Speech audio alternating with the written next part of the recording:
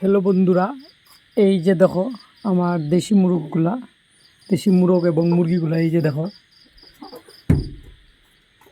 তো তোমরা দেখতে পারতেছো কীরকম কালার, একদম জঙ্গলি মুরগের মতো। এই যে দেখো, একদম লাল চিকচিক করে, একদম গ্লেজ দেয়। তো শুধু ইডি যে আছে এরকম না, আরও প্রচুর আছে। জাস্ট একটা সেট আপ হিসাবে আমি তোমরা এটি দেখাইতেছি, স্যাম্পল হিসাবে।